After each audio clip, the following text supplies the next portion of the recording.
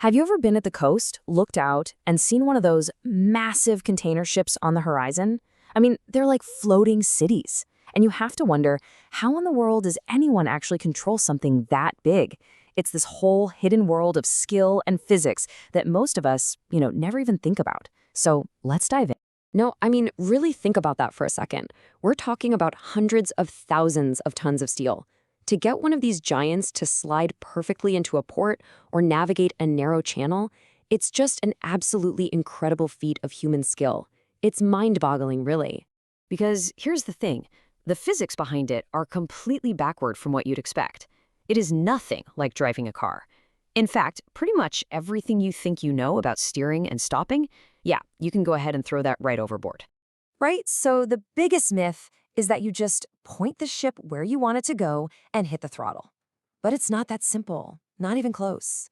The reality is this constant, delicate dance with forces that are almost unimaginable. Okay, this is where things start to get really weird and completely flip what you know. With a car, right, you need a little speed for the steering to work well. With a giant ship, it's the exact opposite. It is at its most agile, its most maneuverable, when it's barely moving at all. How is that possible? Well, it's all thanks to something called the propeller jet effect. See, a car that's standing still has no air moving over its wheels, but a ship's propeller is always creating its own powerful current. That jet of water blasts directly over the rudder, which makes it super responsive, even at a crawl. For getting into tight spots, this is an absolute game changer. And speaking of tight spots, pilots have this whole toolkit of special moves they use to really learn how a ship is going to behave. And these aren't just little tricks, they're standardized tests that reveal the unique personality of every single vessel. I love this description. It's for the most fundamental test called the turning circle. A pilot literally takes the ship out to sea, cranks the rudder all the way to one side, and just lets it spin. The path it makes on the water, you guessed it, a giant slow-motion donut. And this isn't just for fun. The size of that donut, its diameter, is called the tactical diameter, and knowing that number is absolutely critical. It tells a pilot, down to the meter, if they can actually make a turn in a crowded harbor or get through something like the Panama Canal. It is the difference between smooth sailing and total disaster. So the turning circle tells you how much space the ship needs. But this next one, the zigzag maneuver, that's all about responsiveness. How fast does it react?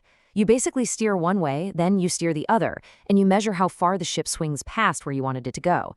It's like oversteering in a car, except the stakes are, 1,000 times higher. All right, so turning is one thing. But what about the other big challenge, stopping? You just throw the engines in reverse, right? Well, that's a really dangerous assumption. Bringing one of these behemoths to a standstill is, well, it's basically its own art form.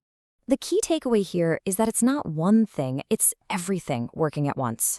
You've got the ship's speed, its shape, like how boxy is it, and of course, whether it's full or empty. Think about a shopping cart. An empty one stops instantly, but one that's loaded down with groceries, that thing's gonna keep rolling. It's the same exact principle, just scaled up by a few 100,000 tons. And all of that is before you even start talking about wind and currents. This analogy from the source material is just perfect. Trying to stop a ship is like trying to park your car on an icy hill, while a strong wind is trying to push you down the street. You're not just fighting your own momentum, you're fighting these massive, invisible forces from all sides. And speaking of invisible forces, things get even stranger when a ship enters shallow water. This is a whole different ballgame. The water underneath the ship actually starts to behave in really bizarre and really dangerous ways. First, you get this thing called squat. As the water gets squeezed under the hull, it speeds up, and that creates a low-pressure zone. This literally sucks the entire ship down, making it sit lower in the water. If you don't account for it, you're going to run aground. Simple as that. And then there's the bank effect. When you're in a narrow channel, that same low-pressure effect happens between the ship and the nearby shore, and it starts pulling the ship sideways right toward the land.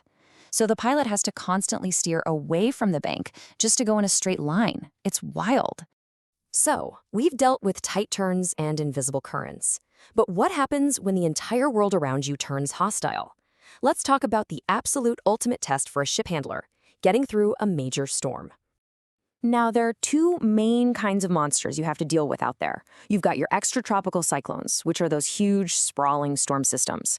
But then you have tropical cyclones. We know them as hurricanes or typhoons, and they are just a whole different beast, with that terrifying eye and winds that can literally tear a ship to pieces. When you're caught in one of these things, every single choice matters. I mean, plan A is always don't be there, but sometimes you don't have a choice. And that's when a captain has to make a strategic decision that, to you and me, might sound completely and totally insane. Just let that sink in for a second. The one place on Earth you're told to never, ever go is the center of a hurricane. And yet, in some desperate situations, the smartest and safest move is to point the bow of your ship and sail directly for it. Why on earth would you do that? Here's why. A hurricane isn't perfectly symmetrical. In the northern hemisphere, the right side of the storm is way more powerful and dangerous. So if you're trapped there, your best bet might be a daring, high-stakes run right through the weaker center to get to that navigable side of the storm. It takes an incredible amount of strategic thinking and just raw courage. And that really gets to the heart of what these people do. They're not just drivers. A better word is conductor. They are orchestrating this incredibly complex symphony of forces. The ship's momentum, the engine, the rudder, the wind, the waves. They have to feel all of it and make it work together. When you really step back and look at it, ship handling is this amazing mix of hard physics, gut instinct, and decades of experience. It's a skill that's been passed down for generations. This deep, deep understanding of the eternal dance between our creations and the power of the ocean. And that leaves us with a really fascinating question for the future. As we move closer to having autonomous, self-sailing ships, who or what becomes the conductor?